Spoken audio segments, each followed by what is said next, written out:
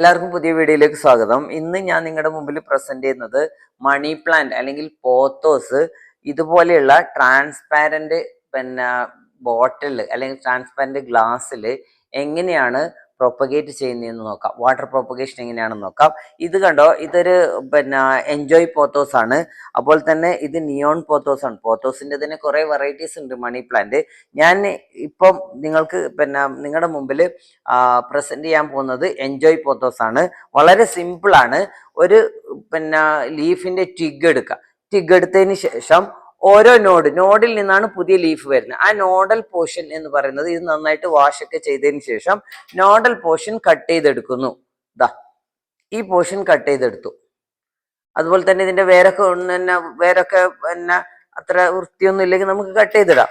അതേപോലെ തന്നെ ഇതുപോലെ എല്ലാ നോഡും ഇതുപോലെ ഓരോ ലീഫും കട്ട് ചെയ്തെടുക്കുന്നു. ഇതുപോലെ കട്ട് ചെയ്തെടുക്കുന്നു. അപ്പം കട്ട് ചെയ്തെടുത്താൽ അതിന്റെ ഗുണം എന്താണെന്ന് വെച്ചാൽ എല്ലാം ഒരേ ലെങ്ത്തിൽ നമുക്ക് കിട്ടും. ഒരു പ്ലാന്റിൽ നിന്നാകുമ്പോൾ ഇതുപോലെ തേർഡ് ലീഫ് കട്ട് ചെയ്യുക, ഫോർത്ത് ലീഫ് ഇങ്ങനെ കട്ട് ചെയ്തെടുക്കാം. കട്ട് ചെയ്തെടുത്തതിന് ശേഷം ഇത് എനിക്കൊന്നൊരു 6 or 7 ലീഫ് ഉണ്ടാവും, 7 ആ ലീഫ് ഇതുപോലെ പൊട്ടിച്ചതിന് ശേഷം ഇതിലൊരു റബ്ബർ ബാൻഡ് ഇട്ട് കൊടുക്കുക, ടൈറ്റ് ചെയ്യുക.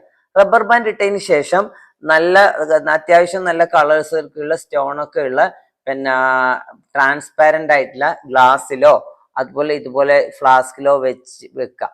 വെച്ച് കഴിഞ്ഞാൽ നല്ല ഭംഗി ഉണ്ടാവും.